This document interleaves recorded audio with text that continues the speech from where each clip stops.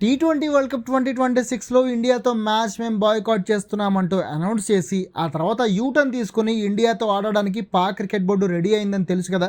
మరి ఇది వరుణుడికి నచ్చలేదో ఏమో, సడన్గా బంగాళాఖాతంలో అల్పపీడనం ఏర్పడింది. దీనివల్ల సరిగ్గా ఇండియా పాక్ మ్యాచ్ జరిగే 15వ తేదీ ఆదివారం నాడే భారీ వర్షం కురిసే అవకాశం ఉందని శ్రీలంక వాతావరణ శాఖ అధికారులు కూడా అనౌన్స్ చేసేశారు. శ్రీలంక వెదర్ డిపార్ట్మెంట్ ప్రకారం 15వ తేదీ మధ్యాహ్నం నుంచి సాయంత్రం వరకు భారీ వర్షం పడే ఛాన్స్ 70% వరకు ఉందట. అలాగే మ్యాచ్ జరిగే సాయంత్రం వేళ కూడా వర్షం పడొచ్చని అంటున్నారు. ఒకవేళ అదే జరిగితే టాస్ కూడా లేట్ కావచ్చు.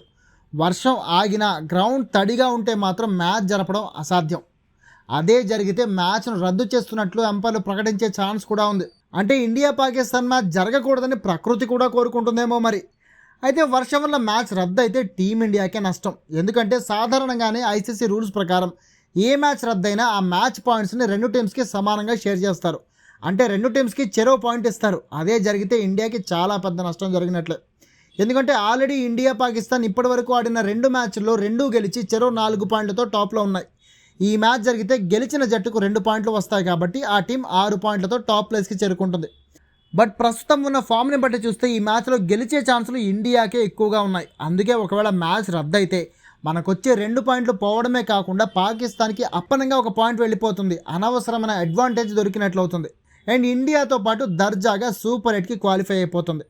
ఎందుకంటే ఇప్పటికే 3 మ్యాచ్ల్లో 1 మ్యాచ్ మాత్రమే గెలిచి 2 పాయింట్లతో ఉన్న యూఎస్ఏ నెక్స్ట్ మ్యాచ్ గెలిచినా 4 పాయింట్లే తెచ్చుకోగలదు. నెదర్లాండ్స్ కూడా ఇప్పటివరకు 2 పాయింట్లే సాధించింది. నెక్స్ట్ మ్యాచ్ గెలిచినా ఇండియా పాకల కంటే వెనకే ఉంటుంది. ఇక ఆడిన 2 మ్యాచ్ల్లోనూ ఓడిపోయిన నమీబియా 0 పాయింట్లతో ఇప్పటికే టోర్నీ నుంచి దాదాపుగా అవుట్ అయిపోయింది. అందుకే ఇండియా పాక్ మ్యాచ్ క్యాన్సిల్ అయితే అఫీషియల్గా ఇండియా పాకిస్తాన్ సూపర్ 8లో అడుగు పెట్టేస్తాయి. మిగిలిన 3 టీమ్స్ టోర్నీ నుంచి అవుట్ అయిపోతాయి. అదే ఒకవేళ ఈ మ్యాచ్ ఇండియా గెలిచి అండ్ యూఎస్ఏ తన నెక్స్ట్ మ్యాచ్లో నమీబియాని ఓడించి అండ్ పాకిస్తాన్ అనుకోకుండా నమీబియా చేతిలో ఓడిపోతే అప్పుడు పాకిస్తాన్ గ్రూప్ స్టేజ్ నుంచి ఇంటికి వెళ్ళిపోయే పరిస్థితి ఏర్పడుతుంది.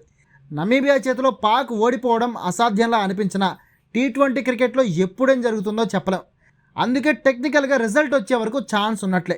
అందుకే ఈ మ్యాచ్కి వర్షం ఆటంకం కలిగించకుండా మ్యాచ్ జరిగి ఇండియా పాకిస్తాన్ని చిత్తుగా ఓడించి, ఇంకా మాట్లాడితే మట్టి కరిపించి 6 పాయింట్లతో గ్రూప్ టాపర్గా గ్రాండ్గా సూపర్ 8లో అడుగు పెట్టాలని కోరుకుంటున్నా. మరి మీరు అయితే ఇంత స్ట్రెస్ సిచ్యువేషన్లో కూడా ఇండియాకి గుడ్ న్యూస్ ఏంటంటే వర్షం పడినా మ్యాచ్ లేట్ అయ్యే ఛాన్స్ ఉంది, కానీ పూర్తిగా రద్దయ్యే అవకాశం మాత్రం లేదంటోంది ప్రేమదాస స్టేడియం మేనేజ్మెంట్. మహా అయితే ఓ 5 ఓవర్లు లేట్ కావచ్చు, కానీ 15 ఓవర్ల పైన మ్యాచ్ జరగడం అయితే పక్కా అని చెబుతోంది.